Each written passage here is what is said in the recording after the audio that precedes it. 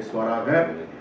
இதனாலே கூட ஒரு நல்ல ஒரு வாய்ப்பை அளித்த தேவாதி தேவனுக்கு நான் நன்றி செலுத்துகிறேன். அதே போல ஸ்லீப் மினிஸ்டுக்கும் நான் நன்றி செலுத்துகிறேன். கர்த்தர் உங்களை ஆசீர்வதிப்பாராக. ஆமென். இதனால கூட ஆண்டவர் என்னோட பேசின காரியங்கள் என்னன்னா, Who is Jesus? ஆமென். இயேசு யார்? இயேசு யார்? நான் ஒரு யூடியூப் சேனலில் பார்க்கும்போது அவங்க எல்லார்கிட்டையும் ஒரு பேட்டி கொடுத்துருந்தாங்க. கிறிஸ்து யார், இயேசு யார் அப்படின்ட்டு. அநேக இந்தியாவில் கேட்கும்போது அவங்கெல்லாம் சொன்னாங்க, அவரை யாரும் தெரியாது அப்படின்னு சொன்னாங்க. நிறைய பேர், கொஞ்சம் பேர் சொன்னாங்க அவர் தேவன் சொல்கிறாங்க அப்படின்னு சொன்னாங்க. ஒரு சிலர் வந்து சொன்னாங்க அவங்க மனுஷன்தான். அதே போல் ஜூஸ் கிட்ட கேட்கும்போது அவங்களுடைய பதில் ரொம்ப வித்தியாசமாக இருந்தது. கேட்கும்போது கோவப்பட்டாங்க நிறைய பேர்.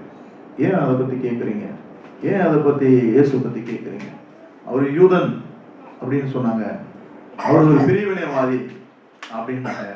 அதெல்லாம் பார்க்கும்போது ரொம்ப வருத்தமாக இருந்தது. அல்லேலூயா. இன்னைக்கும் ஆண்டவர் நம்மளை பார்த்து கேட்குறாரு, இயேசு யார்? யார் சொல்ல முடியுமா? இயேசு யார்? ஆமென், சேவியர். அப்புறம் அப்போ எல்லாருக்கும் ஒரு தெரியும், ஆண்டவர் குறித்த வெளிப்பாடு இருக்கும்.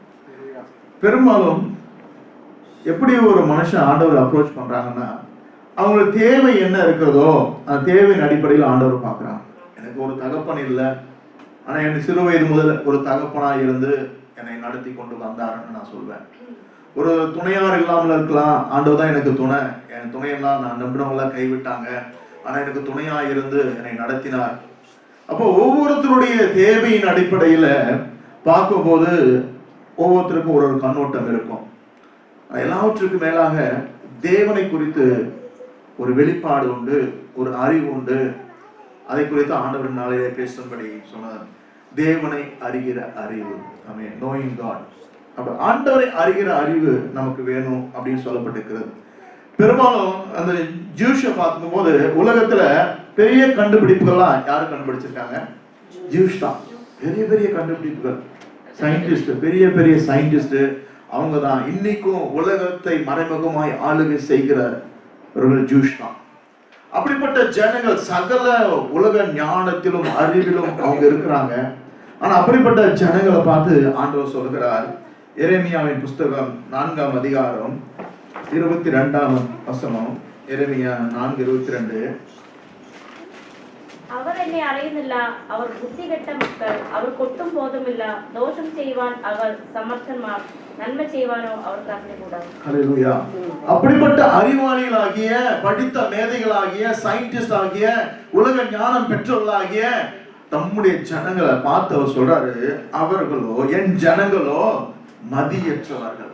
அவங்களுக்கு மதி இல்லை, அவங்களுக்கு அறிவு இல்லை, என்னை அவர்கள் அறியாதிருக்கிறார்கள்.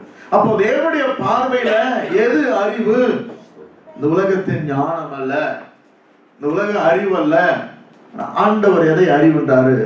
என்னை குறித்து அறிவதே அறிவு. ஆமென், அல்லேலூயா, ஆமென். அதான் சொல்லப்பட்டிருக்கு, உலகத்தின் ஞானம் தேவனுக்கு முன்னாடி எப்படி இருக்கிறதா? பைத்தியமாயிருக்கிறது. அல்லேலூயா. உலகத்தின் ஞானம் தேவனுக்கு முன்பாக பைத்தியமாயிருக்கிறது. இங்க சொல்லப்பட்டிருக்கிற அவர்கள் பைத்தியம் உள்ள பிள்ளைகள். ஆமென். உலக ஞானம் நம்ம சொல்றோம், எனக்கு இது தெரியும் அது தெரியும். Okay, what about Jesus? இயேசு குறித்து நமக்கு எவ்வளவு தெரியும்? உலக ஞானம் தெரியும், அப்டேட் ஆயிட்டு கொண்டே இருக்கிறோம். அடுத்தடுத்த ஜெனரேஷன் வரும்போது ஏஐ வந்துட்டு, சாட் ஜிபிடின்றாங்க, அநேக காரியங்கள் அப்டேட் ஆகிக்கொண்டே இருக்கிறது. உலகம் சொல்றாங்க, நீங்க இனிமே சர்வை பண்ணணும்னா இதெல்லாம் தெரிஞ்சுக்கணும் பிரதர், இதெல்லாம் நீங்க கத்துக்கணும், பிள்ளைகளுக்கு இதெல்லாம் போதிக்கிறோம். ஆனா நம்முடைய வாழ்க்கையில ஆண்டவர் சொல்றாரு, இதெல்லாம் ஆண்டவர் பார்வையில பைத்தியமா இருக்கிறது. உண்மையான என்னன்னா, கர்த்தரை அறிகிற அறிவு தான் அவர் முக்கியமாய் தேவைப்பட்டு கொண்டிருக்கிறது. அல்லேலூயா. அதான் சொல்றார் ஆண்டவர், என் ஜனங்கள் அறிவில்லாமல் சங்காரமாகிறார்கள். ஆண்டவர் எவ்வளவு தடவை ஆண்டவர் இரக்கம் பாராட்டியும் அவருடைய மீறுதலை மன்னித்தும் மீண்டும் மீண்டும் பாவம் செய்ததுனால ஆண்டவர் அவங்க என்ன பண்றாரு? சிறையிருப்புக்கு ஒப்பு கொடுத்தார். ஆண்டவரை அறிந்து அவங்க உள்ளத்தை ஏற்றுக்கொண்டு தேவன் விரும்புகிறது என்ன, தேவன் எதிர்பார்க்கிறது என்னன்னு சொல்லி அதற்கேற்றபடி நடந்திருந்தா அந்த யூத தேசத்துல, இஸ்ரவேல் தேசத்துல அவங்க செம்மையும் சிறப்புமாய் அவங்க வாழ்ந்திருப்பாங்க. அல்லேலூயா. நெகேமியாவை பற்றி வாசிக்கும் போது நம்ம பார்க்கிறோம், படிக்க வேண்டாம். அது சிறையிருப்பிலிருந்து வந்தவங்களை குறித்து சொல்லப்பட்டிருக்கிறது. முதல்ல செருபாபேல் தலைமையில ஆலயத்தை கட்டுகிறார்கள். அடுத்து எஸ்ராவின் தலைமையில ஒரு சீர்திருத்தத்தை கொண்டு வருகிறாங்க. அடுத்து நெகேமியா வராரு. நெகேமியா அலங்கத்தை கட்டும்படி வராரு. நெகேமியா சிறையிருப்பிலிருந்து வந்தவருடைய பாவத்தின் நிமித்தம், சிறையிருப்பிலிருந்து மீண்டு வந்தவருடைய பாவத்தின் நிமித்தம் நான் என் தாடியை பீத்து என் தலைமையை பிடித்து கொண்டு வஸ்திரங்களை கிழித்து கொண்டு நான் ஆண்டவர் சமூகத்தில் உட்கார்ந்தேன். அப்பதான் 70 வருஷம் போய் சிறையிருப்புல இருக்கிறாங்க, அவங்க உபத்திரவப்படுறாங்க, தேவனை நோக்கி கூப்பிடுறாங்க. தேவன் அவர்களை மீண்டும் கொண்டு வர்றார், தேசத்துக்கு கொண்டு வர. இங்க ஒரு 5 வருஷம் 10 வருஷம் கூட ஆகுது. திரும்பவும் அந்த தேசங்களோட கலந்து தேசத்தின் பாவத்துல அப்படி தேவனை அவர்கள் துக்கப்படுத்தி வேதனைப்படுத்துறாங்க. அதே நெகேமியா சொல்ற, சிறையிருப்பிலிருந்து திரும்பி வந்தவருடைய பாவத்தின் நிமித்தம். இப்பதான் அடிபட்டு உதப்பட்டு திருப்பியும் வர்றீங்க, ஆனா மீண்டும் அதே பாவம் செய்யலாம். ஏன்னா அவங்க கர்த்தரை அறியவில்லை. ஆண்டவர் எதை விரும்புகிறார், ஆண்டவர் இருதயம் என்ன, அவர் எதற்காக இயங்குகிறார், அவர் எதிர்பார்ப்பது என்ன அப்படின்னு தெரியாம மீண்டும் மீண்டும் துணிகரமான பாவம். நாம் என்னைக்கு ஆண்டவரை அறியலையோ, ஆண்டவர் இருதயத்தை நாம் உணரலையோ, மீண்டும் மீண்டும் அந்த தவறை நாம் செய்து கொண்டே இருப்போம். அல்லேலூயா, ஆமென். அதனால சொல்றாரு ஏசாயா 1ஆம் அதிகாரம் 2ஆம் வசனம் வாசிங்க. வானங்களே கேளுங்கள், பூமியே செவிகொடு, கர்த்தர் பேசுகிறார். நான் பிள்ளைகளை வளர்த்து ஆதரித்தேன், அவர்களோ எனக்கு விரோதமாய் கலகம் பண்ணினார்கள். ஆண்டவர் சொல்றாரு, நான் பிள்ளைகளை வளர்த்து ஆதரித்தேன், நான் ஆதரித்தேன், நான் போய் பாதுகாத்து வந்தேன், அவங்களுக்கு ஒரு நன்மை இல்லை. இந்த 40 வருஷம் வனாந்திரத்துல நடத்தின போதும் அவனுக்கு ஒரு நன்மையும் இல்லை. அவர்கள் செருப்பு கூட தேவையா. அல்லேலூயா, கால் வீங்கவும் இல்லை. இரவில் அக்னிஸ்தவம் மேகஸ்தவமாய் கூட இருந்தார், மன்னாவை கொடுத்த எல்லாம் பண்ணார், பராமரித்தே. அவர்களோ எனக்கு விரோதமாய் கலகம் பண்ணினார். எல்லாம் நன்மை கொடுத்தார், ஆனா கலகம் பண்ணினார்கள். அதுக்கு அடுத்த வசனம் சொல்றது, எஜமானையும் ஆண்டவரின் முன்னணியில் அறியும். அறிவில்லாமலும் என் ஜனம் உணர்வில்லாமல் இருக்குது. மாடுக்கு கழுதைக்கு 5 அறிவுள்ள ஒரு மிருக ஜீவன்களோட தன்னோட எஜமான் யாரு, அவர் என்ன விரும்புறாரு, அவருக்கு என்ன பிடிக்கும், அவர் வந்தா அவருக்கு அன்பு செலுத்தணும், அவரை நேசிக்கணும், இது என் எஜமான்னு சொல்லி மாடுக்கும் கழுதைக்கும் கூட தெரியும். ஆனா என் ஜனங்களோ இஸ்ரவேலோ அறிவில்லாமல் இருக்கிறாங்க. அல்லேலூயா. இன்னைக்கு நம்மளை பார்த்து ஆண்டவர் சொல்றாரு, என் ஜனங்கள் என்னை எவ்வளவாய் அறிந்திருக்கிறார்கள். ஏதோ ஒரு சபைக்கு வரோம், ஆண்டவரை ஆராதிக்கிறோம், போறோம், அவ்வளவுதான் வாழ்க்கை. இது உலகத்தார் கூட செய்யறாங்க. அவங்க போறாங்க, அவங்க ஆராதிக்கிறாங்க, அவங்க போறாங்க, அவங்க தெய்வத்தை அவங்க தொழுது கொள்றாங்களே, இதுதானா வாழ்க்கை? ஆண்டவர் எதிர்பார்க்கிற காரியம் இன்னும் அதிகமாய் இருக்கிறது. இன்னும் ஆண்டவரை குறித்து நாம் அறிந்து கொள்ள வேண்டும், இன்னும் ஆண்டவரிடத்தில் கிட்டி சேர வேண்டும், இன்னும் தேவனை பற்றி அறிவு நம்மளை வளர வேண்டும் சொல்லி ஆண்டவர் நம்மை விரும்புகிறார். அதே எரேமியா 2ஆம் அதிகாரம் 8ஆம் வசனம் வாசிங்க. எரேமியா 2:8. அவர்கள் தேசம் പുരോഹിതന്മാർ അന്വേഷിച്ചില്ല, ന്യായപ്രമാണന്മാർ എന്നെ അറിഞ്ഞില്ല, ഇടയന്മാർ എന്നോട് അതിക്രമം ചെയ്തു, പ്രവാചകന്മാർ ബാൽ മുഖാന്തരം പ്രവചിച്ചു, പ്രയോജനമില്ലാത്തവയോട് ചേർന്ന് നടന്നു. கர்த்தர் எங்கே என்று ஆசாரியர்கள்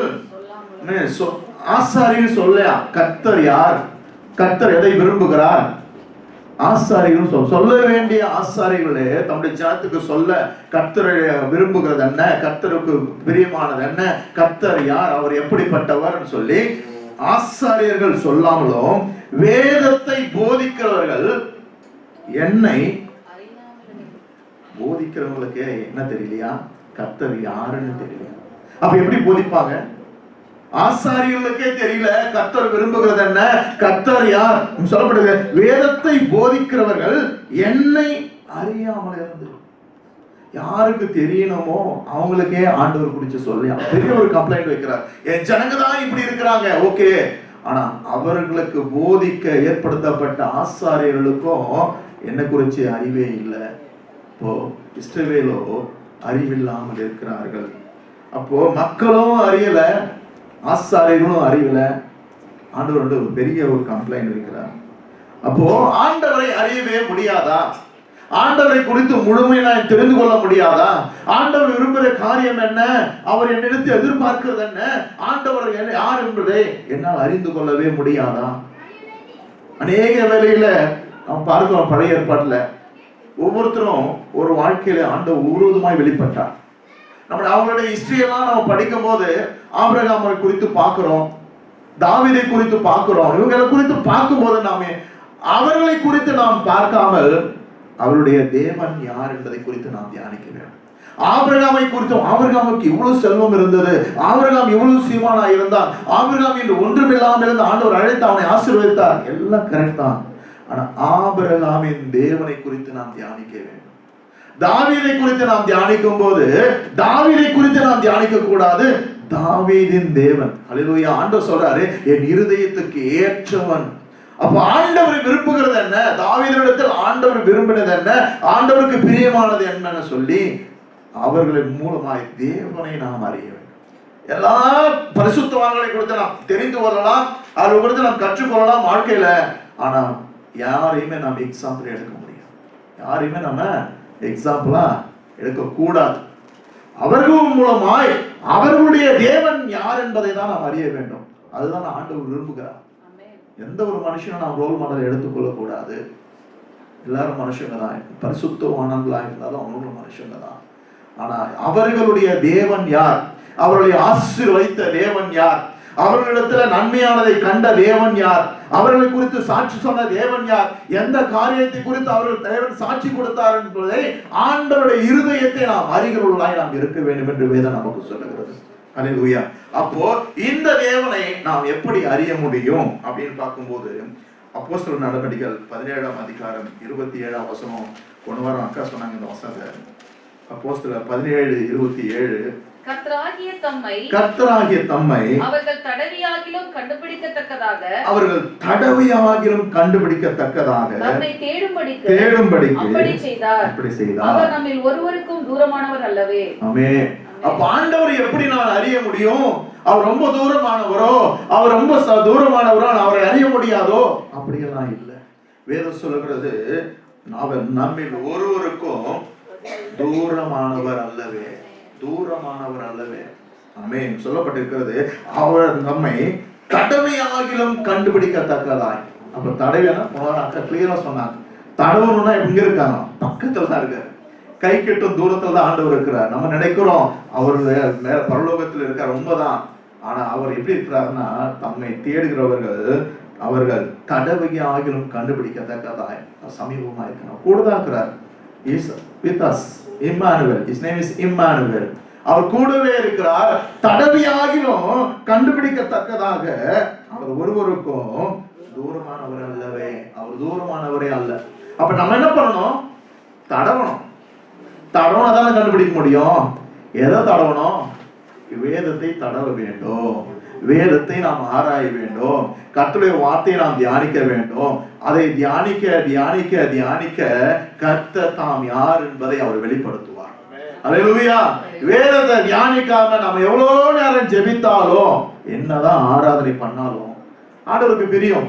நம்ம ஆண்டவரை ஆராதிக்கும் போது ஆண்டவர் நம்மை ஆசீர்வதிக்கிறார், உண்மைதான். ஜெபிக்கும் போது நிச்சயமாக ஜெபத்தை கேட்கிறார், அவர் ஆசீர்வதிக்கிறார். ஆனா ஒரு மனுஷனுக்குள்ள தேவனுடைய பரிபூர்ண ஆசீர்வாதம் வரணும்னா, எந்த ஒரு மனுஷன் தேவன் யார், அவர் விரும்புகிறது என்ன, அவருடைய சித்தம் என்ன என்பதை வேதத்தின் மூலமாய் நான் படித்து தியானித்து அவரை அறிந்து கொள்ளும் போதுதான் தேவனுடைய சகல பரிபூர்ண ஆசீர்வாதத்தினால நாம் நிரப்பப்படுவோம். அல்லேலூயா. அதனாலதான் சொல்றேன், நீங்க தடவியாகிலும் அறிந்து கொள்ளுங்க. இன்னைக்கு நம்ம தடவுறோம், என்னது ஆண்ட்ராய்ட் போன் தடவிட்டே இருக்கிறோம். இந்த உலகத்தை அறிந்து கொள்ளும்படி, உலகத்தை நாம் தெரிந்து கொள்ள, உலகில் என்ன நடக்குது, உலகத்தில் என்ன நடக்குது, என்ன அப்டேட், எல்லாமே நம்ம தடவிட்டே இருக்கிறோம். ஒரு நாளைக்கு எவ்வளவு நேரம் தடவுறோம் போன, இன்க்ளூடிங் மை செல்ஃப். ஓகே. ஆனா ஆண்டவர் சொல்ற, நீ போனை தடவாத. அல்லேலூயா. நீ தடவ வேண்டிய கர்த்தருடைய வேதத்தை தடவுங்க. சொல்லுங்க எல்லாரும், கர்த்தருடைய வேதத்தை தடவுங்கள். தடவியாகிலும் ஆண்டவரை கண்டுகொள்ளுங்கள். அல்லேலூயா. தடவியாகிலும் கர்த்தரை நீங்கள் அறிந்து கொள்ளுங்கள் என்று வேதம் சொல்லுகிறது. ஏன்னா தடவுரை யாருக்கும் அவர் தூரமானவர் அல்ல. யாரெல்லாம் தேடினாங்களோ ஆண்டவரே என்னை வெளிப்படுத்துங்க அப்பான்னு சொல்லி யாரெல்லாம் அவர் நோக்கி கூப்பிட்டாங்களோ ஆண்டவர் அவங்களுக்கு வெளிப்படுத்தினார். நம்ம அநேக சாட்சிகளை பார்க்கிறோம். அல்லேலூயா. ஆண்டவரே நீதான் மெய்யான தேவன், ஆனால் எனக்கு வெளிப்படுத்துங்க. அவர் நாமும் கூட சொல்லலங்க. ஒரு சிலர் எனக்கு மெய்யான தேவன் யாருன்னு தெரியல, ஆனா நீங்க ஜீவன தேவனா இருந்தா யாரா இருந்தா நீங்க எனக்கு வெளிப்படுத்துங்க செபித்த அநேகருக்கு ஆண்டவர் நான் இயேசு மெய்யான தேவனை ஆண்டவர் வெளிப்படுத்தி இருக்கிறார். அல்லேலூயா. ஆமென். அண்ணா தடவுகிற யாவருக்கும் தேடுகிற யாவருக்கும் அவர் தூரமானவர் அல்ல. வேதம் சொல்லுகிறது தம்மை நோக்கி கூப்பிடுகிற யாவருக்கும் உண்மையாய், அல்லேலூயா, we should underline that word, உண்மையாய் தம்மை நோக்கி கூப்பிடுகிற யாவருக்கும் கர்த்தர் சமீபமாய் இருக்கிறார். அல்லேலூயா. அதான் பார்க்கிறோம். தேவனை அறிகிற அறிவு முக்கியத்துவம் என்ன? What is the importance of knowing the God? ஆண்டவரை அறிகிற அறிவு அவ்வளவு என்னப்பா இம்பார்ட்டன்ஸ் அதுல அப்படின்னு பார்க்கும்போது பிலிப்பியர் 3:8 வாசிங்க.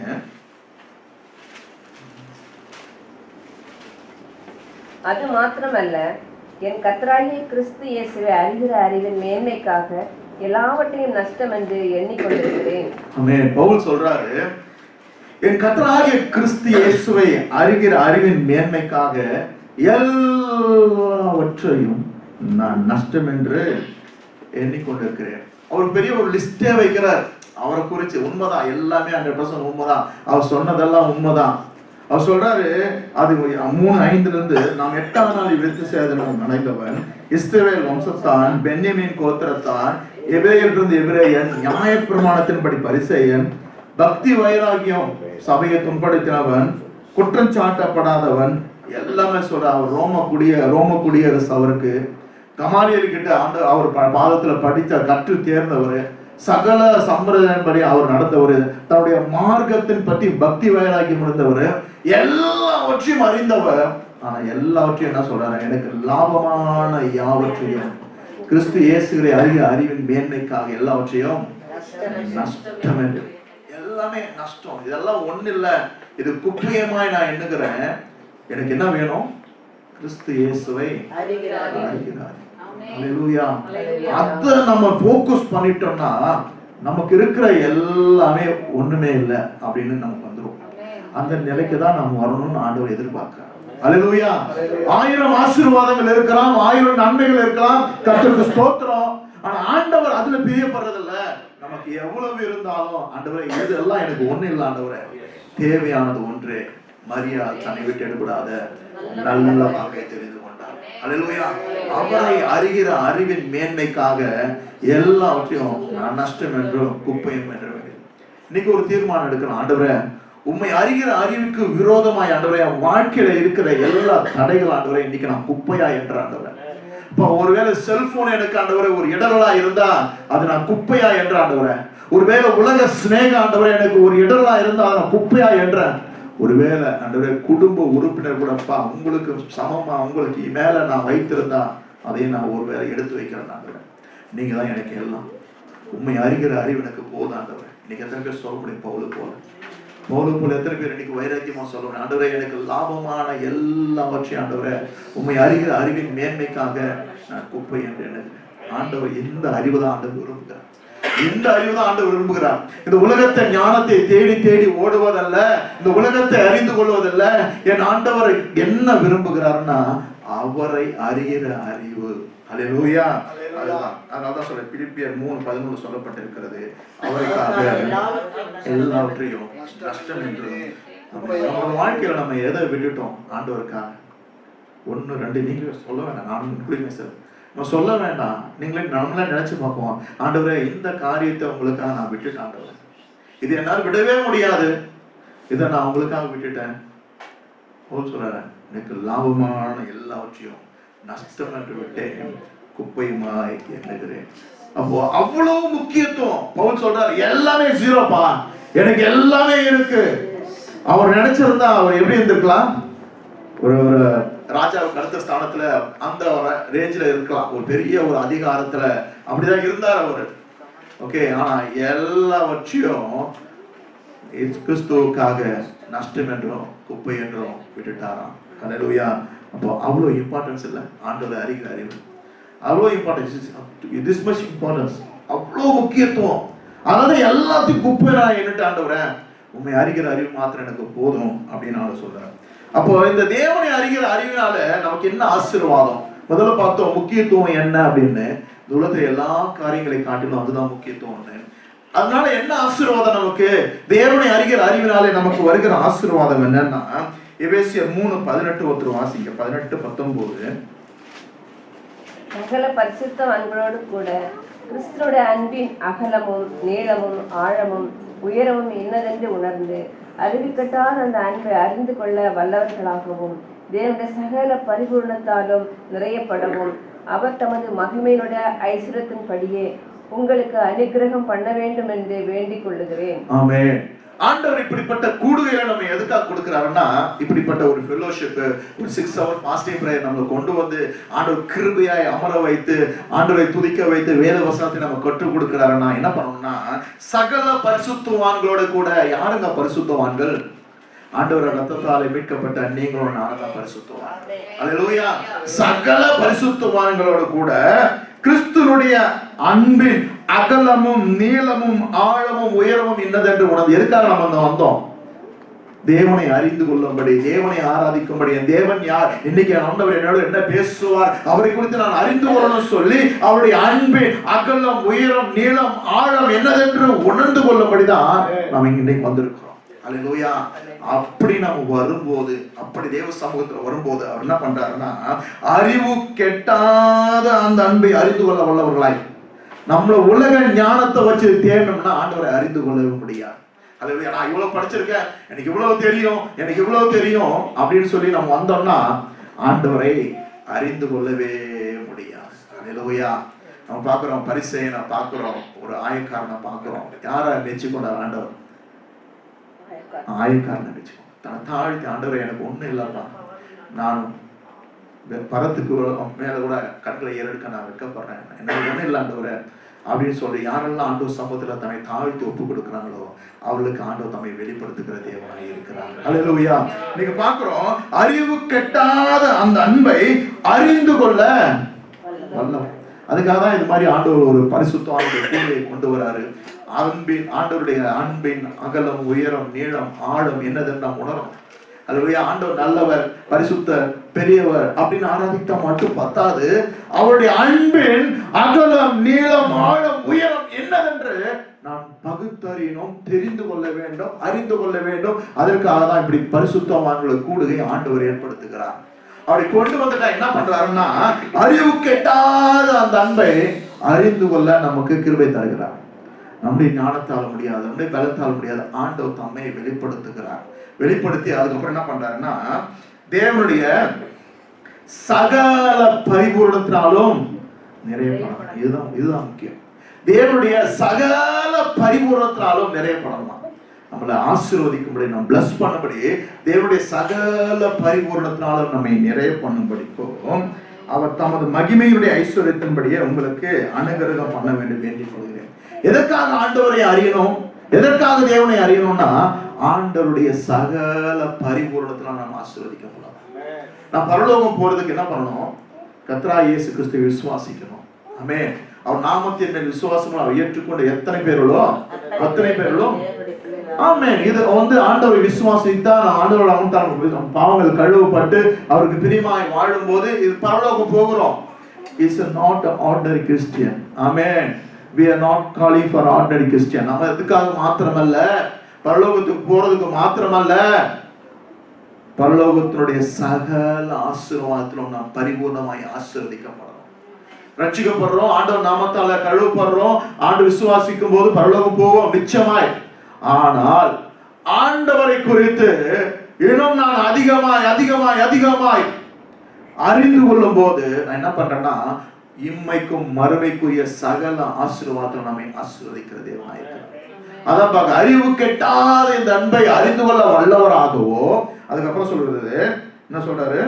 தேவனுடைய சகல பரிபூர்ணத்தால், சகல பரிபூர்ணம் அவருக்கு இருக்கு. அவர் எல்லாவற்றிலும் பூரணமானவர்.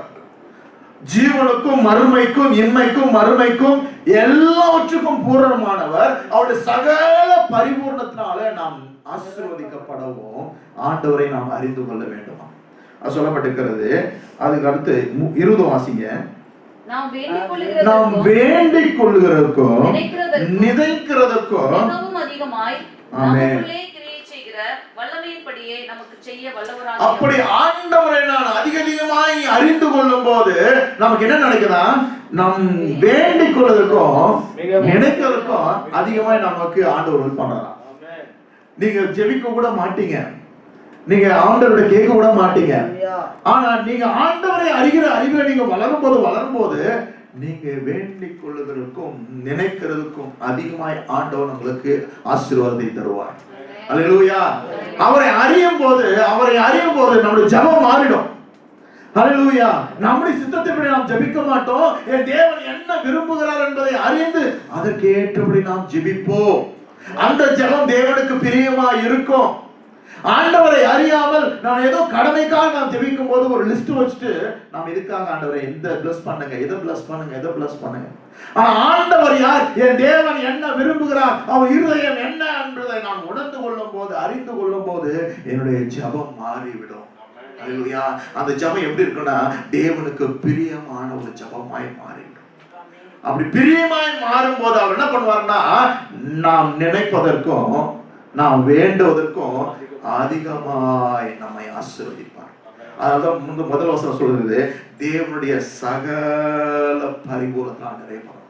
எத்தனை பேருக்கு ஆசை ஆண்டவரே அவருடைய சகல பரிபூரண ஆசை? ஆண்டவரே நான் பிரேயர் பண்ணா என் சின்ன மூளை ஆண்டவரே இது போதும் சொல்லி நினைக்கும். ஆண்டவர் இப்ப எனக்கு இது போதும் ஆண்டவரே அப்படிதான் ஜெபிப்போம். ஆண்டவரே லிஸ்ட் போடு, ஆண்டவரே இது எனக்கு போதும், இப்போதைக்கு இது போதும். ஆண்டவர் நமக்கு வந்து பெரிய திட்டங்களை வைத்திருக்கிறார், பெரிய ஆசீர்வாதங்களை வைத்திருக்கிறார். அவரிடத்துல ஒப்பு கொடுக்கும் போது நாம் நினைப்பதற்கும் வேண்டுவதற்கும் அதிகமாய் கிரியை செய்கிறோம். ஒரு நாள் நீங்க யோசித்து பாருங்க, ஒரு 5 வருஷம் 10 வருஷத்துக்கு முன்னாடி ஏதாவது பிரேயர் பாயிண்ட் நீங்க ஜெபிச்சிருப்பீங்க, ஆண்டவர் அதற்கும் பதில் கொடுத்திருப்பாரு. இப்போ ஒருவேளை அது உங்களுக்கு வாழ்க்கையில தேவையில்லாம இருந்திருக்கலாம், இது ஒரு வேண்டாத காரியமா வந்திருக்கலாம். இது வந்து இதுக்காக நான் ஜெபிச்சேன், இதுக்காக நான் ஃபாஸ்டிங் போட்டேன், ஐயோ இது அதை விட ஆண்டவர் நம்ம பிளஸ் பண்ணாரு. நம்ம ஏதோ சின்ன காரியத்துக்கு நான் ஜெபிச்சிருப்போம், ஆண்டவர் கண்டிப்பா கொடுத்திருப்பாரு. ஆனா அதை காட்டில் இப்ப 100 மடங்கு நம்ம ஆசீர்வதிச்சிருப்பாரு. அப்ப பார்க்கும்போது இதுக்காக நம்ம ஜெபிச்சேன், ஆண்டவர் அதுக்கு பதில் தர. கர்த்தருக்கு ஸ்தோத்திரம். ஹல்லேலூயா. ஆனா ஆண்டவரை அறிகிற அறிவு நாம் வரும்போது நான் எப்படி என்னுடைய சுயத்துக்காக ஆண்டவரை இதுக்காக அதுக்காக ஆண்டவர் சொல்ல, ஆண்டவருடைய உம்முடைய சித்தம் என் வாழ்க்கையில் நிறைவேறட்டும், ஆண்டவரே என் வாழ்க்கை உமக்கு பிரியமா இருக்கட்டும், உண்மை அறிகிற அறிவை நான் இன்னும் வளர்ந்து ஆண்டவரே. அப்ப நீங்க எதிர்பார்க்கிறது என்ன ஆண்டவரே, உங்க இருதயம் என்ன ஆண்டவரே, எதுக்காக நீங்க ஏங்குறீங்க ஆண்டவரே, எதை என் வாழ்க்கையில் எதிர்பார்க்கிறீங்க, நான் என்ன செய்ய சுத்தமா இருக்கீங்கன்னு சொல்லி அப்படி இருதயத்தையே நாம் நோக்கி பார்க்கிறவர்களாய் நாம் இருப்போம். அல்லேலூயா. அதுதான் ஒரு உண்மையான ஒரு கிறிஸ்தவ வாழ்க்கை. ரட்சிக்கப்பட்டு பரலோகம் போது மாத்திரமல்ல, கர்த்தருக்கு ஸ்தோத்திரம், ரொம்ப நல்லது, எல்லாரும் ரட்சிக்கப்படும் தான் ஆண்டவர் சுத்தமுள்ளவராக இருக்கிறார். ஆண்டவரால் தெரிந்து கொள்ளப்பட்டவர்கள், ஆண்டவருடைய பரிசுத்தவான்கள், அவருடைய பிள்ளைகள் எப்படி இருக்கணும்னா ஆண்டவரை அறிந்து கொள்ள வேண்டும். எனக்கு எங்க அப்பா தெரியும், அவர் பேர் இது, அவர் டெய்லி வீட்டுக்கு வருவாரு போவாரு, நானும் போவேன் அப்படின்னா என்ன ஒரு பலன் இருக்கு தெரியணும். எங்க அப்பாவுக்கு இது பிடிக்கும், எங்க அப்பா எப்படிப்பட்டவர், யார் என்ன சொன்னாலும் எங்க அப்பா பத்தி எனக்கு தெரியும், அவர் எப்படிப்பட்டவர். நம்ம சாட்சி சொல்றோமா இல்லையா? அது மாதிரி தேவனை குறித்து நாம் சாட்சி சொல்லணும். அல்லேலூயா. என் தேவன் யார் என்று எனக்கு தெரியும், அவர் என்னத்துல என்ன எதிர்பார்க்கிறான்னு தெரியும், அவர் என்ன எங்க கொண்டு போறாருன்னு தெரியும், அவர் என்னை குறித்து வைத்திருக்கிற திட்டங்கள் எனக்கு தெரியும், அவர் என்னை கொண்டு என்ன செய்ய போகிறார் என்பது எனக்கு தெரியும், அவர் என்னை குறித்து எல்லாம் எனக்கு தெரியும். அல்லேலூயா. அதுதான் தேவனை அறிகிற அறிவு. எந்த அறிவுல வளரணும் தான் ஆண்டவர் எதிர்பார்க்கிறார். அப்போ என்ன ஆசீர்வாதம் ஆண்டவர் லிஸ்ட் போட்டு காட்டுறாரு. தேவனை அறிகிற அறிவுல அப்படி அறியும் போது நமக்கு என்னென்ன ஆசீர்வாதம் வருதுன்னா, 2 பேதுரு 1:3 வாசிங்க. 2 பேதுரு 1:3. തന്റെ മഹത്വത്താലും വീര്യത്താലും നമ്മെ വിളിച്ചവന്റെ പരിജ്ഞാനത്താൽ അവന്റെ ദിവ്യശക്തി ജീവനും ഭക്തിക്കും വേണ്ടിയതൊക്കെയും നമുക്ക് ദാനം ചെയ്തിരിക്കുന്നു. ஆமென். பாருங்க, தம்முடைய மகிமையினாலும் காரியத்தினாலும் காருண்யத்தினாலும் நம்மை அழைத்தவரை ஆண்டவர் அறிகிற அறிவுக்கு சும்மா கூப்பிட்டாருங்கள, வாங்கப்பா நீங்க வாங்க அப்படின்னு இல்லை. கூப்பிடுறது எப்படி கூப்பிட்டுருக்காருன்னா, அப்படி மகிமையினாலும் காரியத்தினாலும் தான் நம்மை தெரிந்து கொண்டார். ஆண்டவரை அறிந்து கொள்வதற்கு தம்முடைய மகிமையினாலும் காரியத்தினாலும் நம்மை தெரிந்து கொண்டார். அவருடைய காருண்ய கிருபை நம்ம இருந்ததெல்லாம் நம்மை தெரிந்து கொண்டு அவரை அழைத்தவரை அறிகிற அறிவினாலே முதலாவது என்ன கிடைக்குதா? ஜீவனுக்கும். அல்லேலூயா. ஆண்டவரை அறிகிற அறிவினாலே நமக்கு முதலாவது என்ன கிடைக்குதுன்னா ஜீவனுக்கும். ஜீவனுக்கும்னா இம்மைக்கும், இந்த உலகத்துல நாம் பிழைப்பதற்கும் இம்மைக்குரிய எல்லா தேவைக்கும் ஆண்டவர் நமக்கு கொடுக்கிற தேவனா இருக்கிறார். அதின் காலத்துல நமக்கு போஷிக்கிற தேவனா இருக்கிறார். ஆமென். தகப்பன் தன் பிள்ளைகளுக்கு இறங்குவது போல கர்த்தர் தமக்கு பயந்தவர்களுக்கு இறங்குகிறார். ஜீவனுக்கும் இந்த உலகத்துல நீ இருக்கணும், உனக்கு தேவை, உனக்கு என்ன நன்மை, உனக்கு என்ன ஆசீர்வாதம் வேண்டும் என்பதை ஆண்டவர் அறிந்திருக்கிறார். நீ ஆண்டவரை தேடும் போது வாழ்க்கையில் எல்லாம் நன்மையாய் முடியும். அல்லேலூயா. அதான் சொல்ல, நாம் நினைப்பதற்கும் வேண்டுவதற்கும் அதிகமாய் நமக்கு தரவல்ல தேவன். அப்ப ஆண்டவரை அறிகிற அறிவு நமக்கு வரும்போது நமக்கு என்ன முதல் ஆசீர்வாதம்னா ஜீவனுக்கும் இம்மைக்கும் வேண்டிய எல்லா காரியத்தை ஆண்டவர் நமக்கு தருகிறார். இரண்டாவது தேவ பக்திக்கும். ஆமென். தேவ பக்தி அடுத்த சொல்லுது தேவ பக்திக்கும். தேவ பக்தின்னா ஆண்டவருக்கு பிரியமாய் நடப்பது எப்படி, தேவனுக்கு உகந்தது எப்படி, பரலோகத்துக்கு பிரியமாய் நடப்பது எப்படி, மறுமைக்கும் தேவ பக்திக்கும் நான் எப்படி நடக்கிறது, தேவனுக்கு பிரியமாய் என்னது. அப்ப இம்மைக்கும் நான் எனக்கு தேவையான ஆண்டவர் கொடுக்கிறார், மறுமைக்கும் தேவ பக்திக்கு ஏற்ற விதமாய் தேவையான எல்லா நன்மைகளையும் ஆவிக்குரிய ஆசீர்வாதங்களையும் ஆண்டவர் நமக்கு கொடுக்கிற தேவனாய் இருக்கிறார்.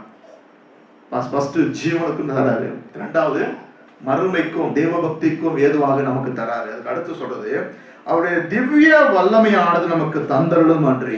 அடுத்து சொல்றேன் 1:4 வாசிங்க. இச்சையினால் உலகத்துக்கு உண்டான கேட்டுக்கு தப்பி. ஆண்டவரை அறிகிற அறிவு நம்ம என்ன பண்ணுதுன்னா பாவத்திலிருந்து நம்மை தப்புவிக்கிறது. அல்லேலூயா. இச்சையினால் கேட்டுக்குண்டான உலகத்திலுண்டான கேட்டுக்கு நாம் தப்பணும்.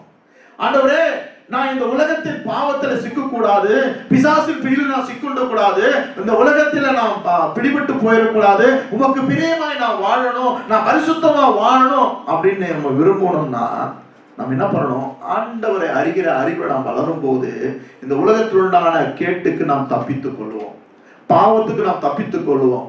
நான் ஒன்னோட பார்த்து செய்ய வேண்டாம், இந்த பாவம் தேவனுக்கு பிரியமில்லாது, இந்த காரியம் தேவனுக்கு பிரியமில்லாது அப்படி நான் ஒன்னோட பார்த்து செய்ய வேண்டாம். நியாய பிரமாணத்தின்படி நான் பார்த்து நான் செய்ய வேண்டாம். நான் எப்பொழுது கர்த்தரை அறிகிற நான் வளரும் போது ஆட்டோமேட்டிக்காகவே எனக்குள்ள என் தேவனுக்கு பிரியமானது என்ன, இந்த உலகத்துக்கு கேட்டுக்கு தப்பி கர்த்தருக்கு பிரியமாய் நான் எப்படி வாழ முடியும்னு சொல்லி ஆவியானவர் நம்மை பரிசுத்தமாய் நடத்த ஆரம்பித்து விடுவார். அல்லேலூயா. ஆமென். இதெல்லாம் எப்படி வரும்னா ஆண்டவரை அறிகிற அறிவு நமக்கு வரும்போது நிச்சயமாகவே இந்த உலகத்துக்குண்டான கேட்டுக்கு நாம் தப்பித்து விடுவோம். நீ வேதம் வாசிக்க ஆண்டவர் நம்மை மறுரூபப்படுத்தி கொண்டே இருப்பார். இந்த காரியெல்லாம் இப்பதான் இதெல்லாம் தேவனுக்கு பிரியமில்லாதுன்னு சொல்லி நமக்கு தோணும். இதை ஆண்டவர் பேசுவோம் நம்ம இடத்துல, இதெல்லாம் பிரியமில்லாதது. அல்லேலூயா. இச்சையினால் உலகத்துக்குண்டான கேட்டுக்கு தப்பி அதுக்கு பதிலாக என்ன மாறணுமா? நம்ம திவ்ய சுவாபத்துக்கு பங்குள்ளவர்களாகும்படி. அல்லேலூயா. இந்த உலகத்தின் காரியத்தை நான் வெறுத்து, இந்த உலகத்தின் பாவத்தை நான் வெறுத்து நான் எப்படி மாறணுமா? திவ்ய சுவாபம். இயேசு கிறிஸ்து எப்படி இருக்கிறாரோ, என் ஆண்டவர் எப்படி இருக்கிறாரோ, ஹல்லேலூயா, என் தகப்பன் எப்படி இருக்கிறாரோ அவரை போலவே நான் மாறணும். ஹல்லேலூயா. அதுதாங்க கர்த்தருடைய பரிபூர்ண ஆசீர்வாதம். அத தேவனை அறிகிற அறிவின் சகல ஆசீர்வாதம் என்ன? நம்ம ஏற்கனவே வாஸ்தவம், அவருடைய அறிவின் அறிவினால் சகல பரிபூர்ணத்தினால் நிறைவேறணும்னா முதலாவது ஜீவனுக்கும், அல்லேலூயா, இந்த உலகத்துக்கும், இரண்டாவது என்ன சொல்ற தேவ பக்திக்கும், மூன்றாவது உலகத்தில் உண்டான கேட்டுக்கு தப்பி, அது மூணாவது, நாலாவது என்ன? ஆமென். திவ்ய சுவாபத்துக்கு பங்குள்ளாகும்படிக்கு நம்மை ஆண்டவர் மறுரூபப்படுத்துகிறார். எவ்வளவு ஆசீர்வாதம் பாத்தீங்களா? நாம ஜெபித்தோம்னா நம்ம கேட்கிற காரியம் தான் கொடுக்கப்படும். ஆனா ஆண்டவரை அறிகிற ஆசீர்வாதத்தினால நமக்கு சகல ஆசீர்வாதங்களை ஆண்டவர் தருகிறார். அல்லேலூயா. நம்ம அதுக்கு ஜெபித்திருக்கவே மாட்டோம். அது ஆண்டவர் சொல்றார், நீ நினைப்பதற்கும் வேண்டுவதற்கும் அதிகமாய் நமக்கு உதவி செய்ய வல்லவராய் இருக்கிறார். ஒரு சில காரியங்கள் நாம் ஜெபிக்கவே மாட்டோம், ஆனா ஆண்டவர் நம்மை மறுரூபப்படுத்தி விடுவார்.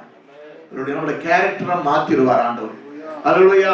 நம்முடைய ஜெபத்தை ஆண்டவர் மாற்றி விடுவார். தேவனை நோக்கி பார்க்கிற கண்ணோட்டத்தை ஆண்டவர் மாற்றி விடுவார். அல்லேலூயா.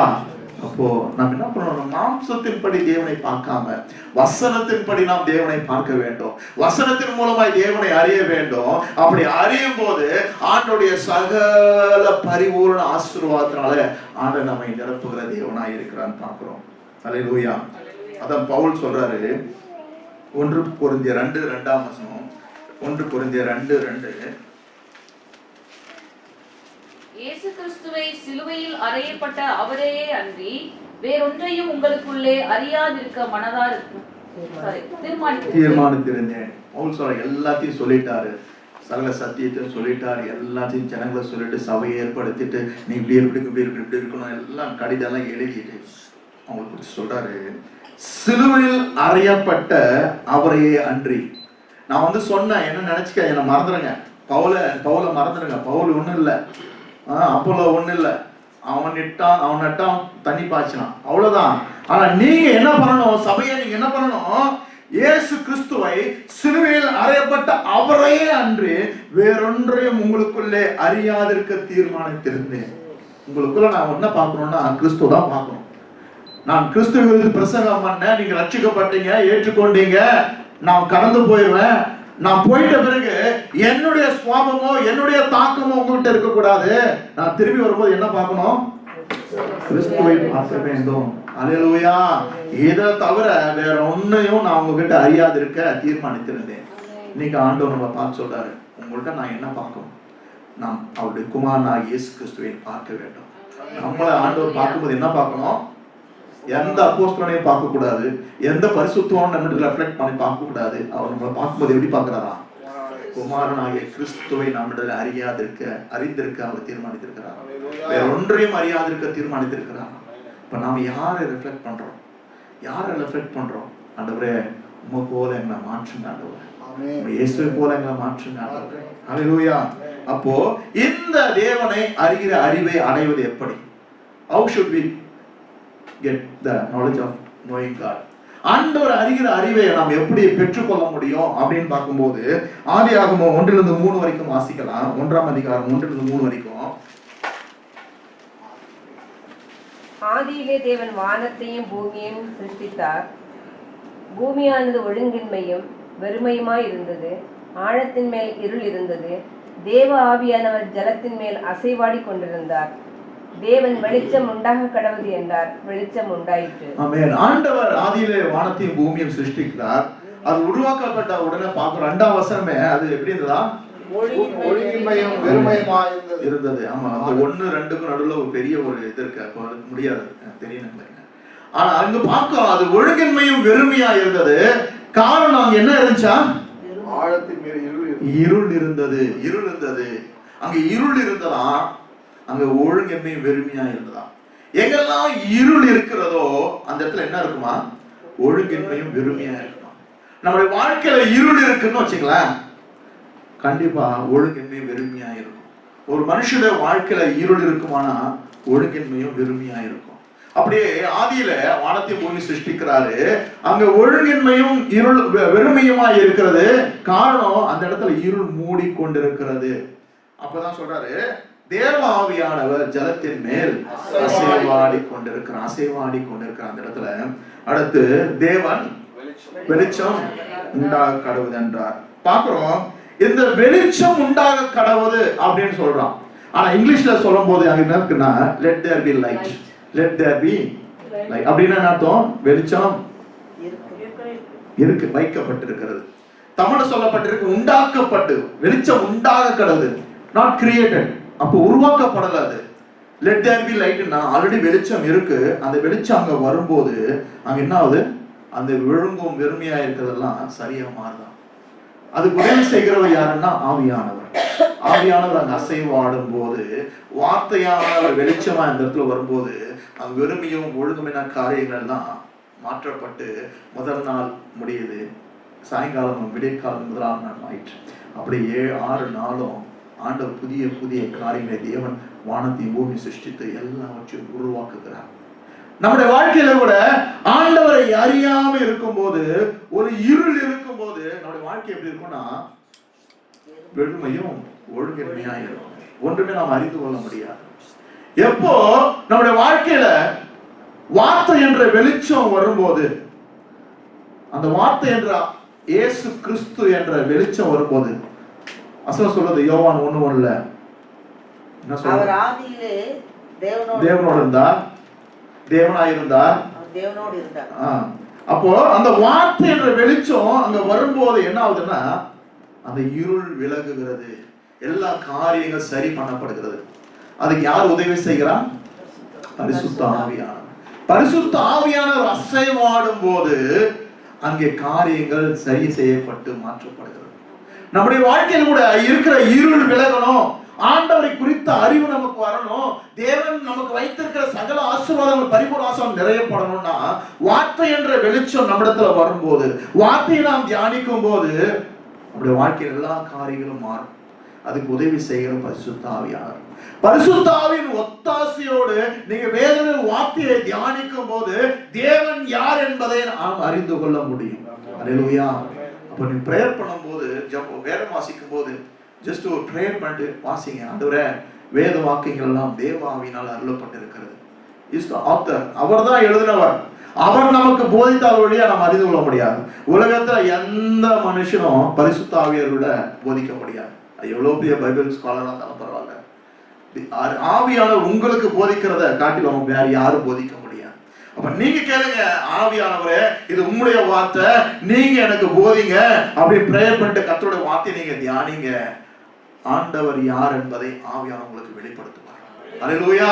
இப்படி கர்த்தருடைய வார்த்தை நம்மிடத்துல வரும்போது, வெளிச்சம் நம்மிடத்துல வரும்போது நம்முடைய வாழ்க்கையை பிரகாசிக்க ஆரம்பித்து விடுவோம். தேவன் யார், அவர் விரும்புகிறது என்ன, எல்லாவற்றையும்.